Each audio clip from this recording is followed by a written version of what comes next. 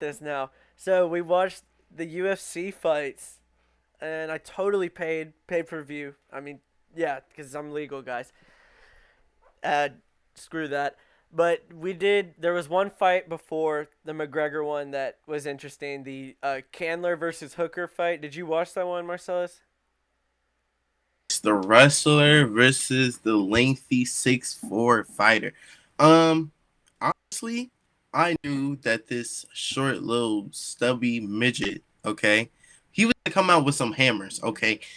He looked big, all right, and he was short, and he wrestled. Listen. I know people fight. I know people, saying do they thing in UFC. This dude was almost like top five in what midweight. That's what they're in, something And like that. I don't he know. did Bellator. I don't know any other classes like that, but this was a new guy, He's and a I already lightweight. He's a lightweight for, and he did Bellator, and that was his first UFC fight. first UFC fight, and you know, dude, like honestly, it was perfect. He did everything perfect. He had haymakers, and the level change. When you're fighting someone that you know who can wrestle, you gotta be, taking care of your legs and be looking for those shots that they're gonna take. Because once you're on the ground, you're in his domain, and that's terrifying.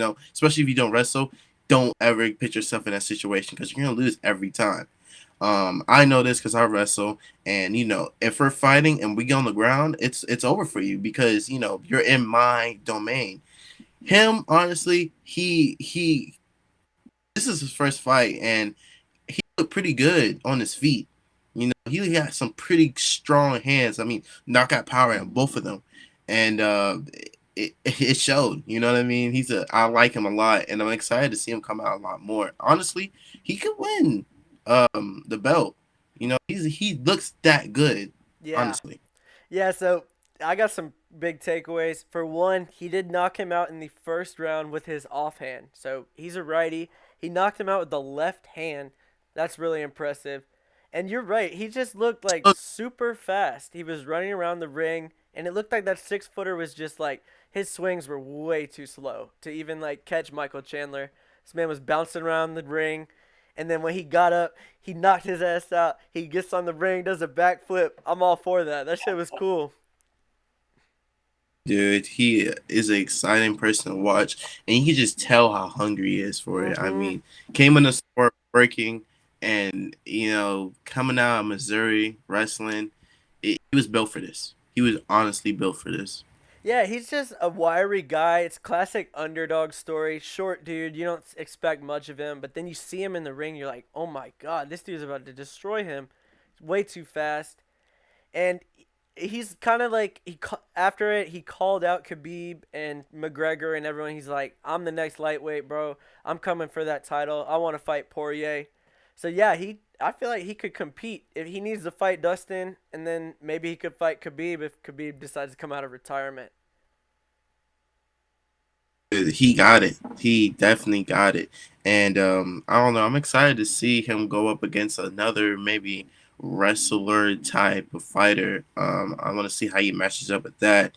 That'd be his true test. But this one right here, it was people doubted him, and I have my money on him since I just saw him on the little commercial thing. I was like, oh yeah, and he wrestled, dude. It was a mismatch, and you think the taller dude would have won that, but nah, this is fighting. Like that has nothing to do with it. He weaved him with the right, hit him with the left, and he was asleep. Dude, the left hand punch just sent that man out, and like the announcers couldn't believe it. Like he put the UFC on notice. Honestly, that was a fight tonight. Conor McGregor kind of sold. It's kind of iffy, kind of See, boring. so now we can transition into that. Conor McGregor was taking them leg hits. Man was eating them calf hits like for breakfast. I don't know what he was thinking. Just a little bit of fighting. You can't be taking those leg hits like Mm-mm. that. They hurt, okay? But And you if you don't take notice. You enough, don't notice. And then they start to tire you uh, down. you taking leg shots, and you're like, oh, he just kicking me. Like that's nothing. but he's continually kicking him, and you see the redness and the swelling of his calf. I mean, just it makes it easy to get knocked out because you have no base. You know what I mean? Like you don't have that leg anymore. Like he literally kicked it out and took that leg, and now it was an easy setup for a knockout. I mean, he can't get up, so like and we clearly saw when he got took down the first time, he was struggling to get up, and he had the ring, he had the gate right behind him, so that's easy. You know what I'm saying? That's an easy get up. I know that, but you know, Conor McGregor, he wasn't him. I mean, usually Conor McGregor comes out swinging, light on his feet, real nimble, real quick with the hands, real nice with the feet. Strong, nice kicks, and just acrobatic. All over the place. I saw a more boxer type of Conor McGregor that night.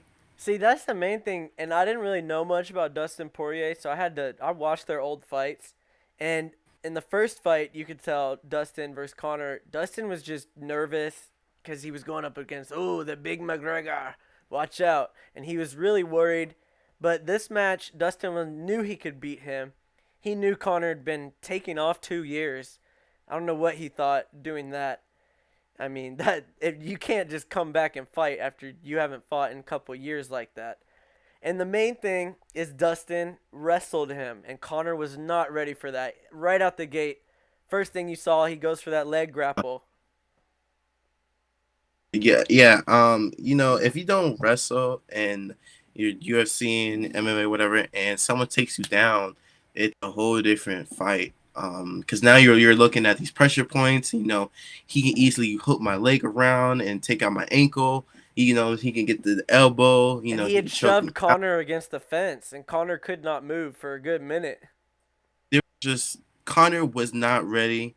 I heard something about him not sparring enough, not practicing enough in a live matched scenario. So that might have something to do with it. Honestly, it probably did have something to do with it. He wasn't as loose. You can just tell he wasn't Conor McGregor. I mean, if he was boxing, he had a pretty good chance. I mean, he had hands, he had feet, and he was moving. But this is not boxing, honey. This is UFC. Honey, Okay, so Conor it's a McGregor different. needs to take the Jake Paul fight. 50 million. Come on now. I know they postponed it for some reason. Uh, Listen, if he loses that one, then he might have to hang it up. I'm not Um, rocking with no Jake Paul, but Jake Paul's supposed to fight this guy Ben Askren. Okay, I don't know. He's some fighter. I don't think he's that good, but Jake Paul might have a chance against him. So we'll see that. So basically, to end off the UFC, I think it was 257, right? UFC 257, I want to say. And so yeah, basically Michael Chandler, underdog from Missouri, United States. This man, blue collar boy, shows up and beats the foreign 6 footer, knocks him out of the ring in 1 round. Not really much of a challenge for Michael Chandler. And mind you, Dustin Hooker was number 6, I think, in the lightweight ranking national. So he wasn't no slouch. Number four at a certain point in time, he was number four. Now Okay. he's number six, and now he's but yeah, that kid beat the fuck out of Conor McGregor. Oh yes, Dustin Poirier, and I really didn't know much about him. He's just a dog, honestly, just from what I saw. He's a dog. He can use wrestling, and when he needed to punch Connor in the face, bro, Connor was done. Yeah, I doubt Connor next fight, whatever he decides to, will keep taking those leg kicks because that's what determined the fight. you see him walking out with a crutch, the single leg crutch, and I was like, dang, like you're a fighter, like you should know that these leg kicks are no joke. I mean, you got to know that, and he was just taking them and taking them, and like in between rounds, you hear his coach saying you can't be taking these leg kicks. But when his coach told him that, it was already too late, Oh and yeah, the fight was far from over.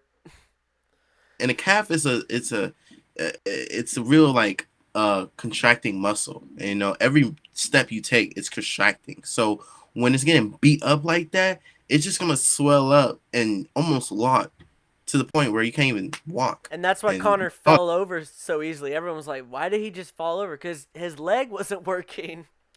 it makes it such an easy knockout. And he did say he's coming back. So coming back, same he's fighting the same person, the third time, Rematch with Dustin. Third time's a charm, maybe. We'll see. and one. Okay. So they're even.